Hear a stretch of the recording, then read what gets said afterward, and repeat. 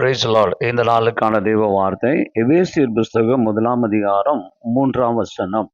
நம்முடைய கர்த்தராகிய இயேசு கிறிஸ்துவின் பிதாவாகிய தேவனுக்கு ஸ்தோத்திரம். அவர் கிறிஸ்துவுக்குள் உன்னதங்களிலே ஆவிக்குரிய சகல ஆசீர்வாதத்தினாலும் நம்மை ஆசீர்வதித்திருக்கிறார்.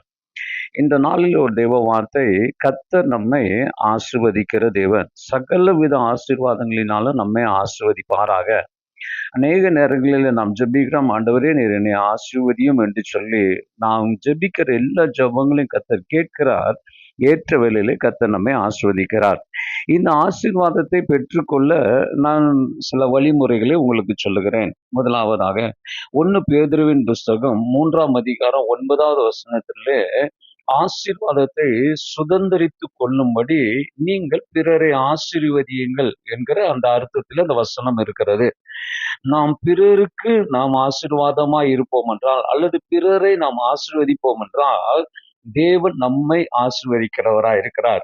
பிறர் என்று யாரை நாம் ஆசீர்வதிக்க வேண்டும்? மத்தேயு 5ஆம் அதிகாரம் 44வது வசனத்திலே நம்மை சபிக்கிறவர்களை நாம் ஆசீர்வதிக்க வேண்டும் என்று எழுதப்பட்டிருக்கிறது.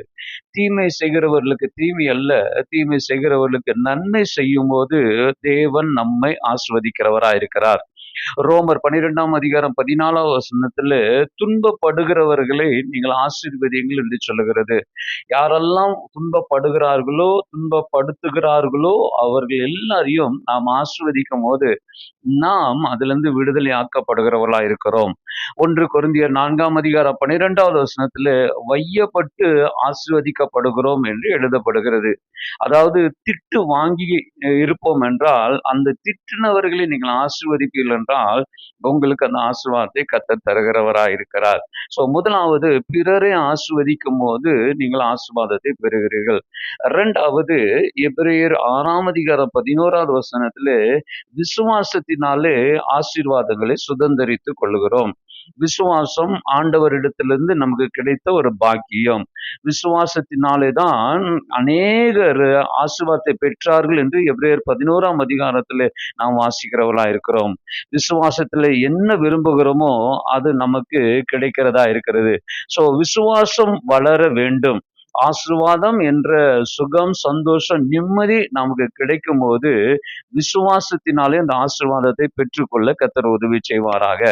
மூன்றாவதாக எபிரேயர் 6ஆம் அதிகாரம் 7ஆம் வசனம் 8ஆம் வசனம், நிலம் மழை தண்ணீர் பெற்று பயிர் முளைப்பிக்கிறது போல கர்த்தர் நமக்கு ஒரு முளைப்பை கொடுத்து அதன் மூலமாக ஆசீர்வாதத்தை பெற்றுக்கொள்ள சொல்லுகிறார். அதாவது 9, 10 வசனங்களை நீங்க வாசிக்கும் போது, நன்மை செய்ய வேண்டும், பிரயாசப்பட வேண்டும், கிரியை செய்ய வேண்டும், அப்பொழுது ஆசீர்வாதத்தை நாம் பெறுகிறவர்களா இருக்கிறோம்.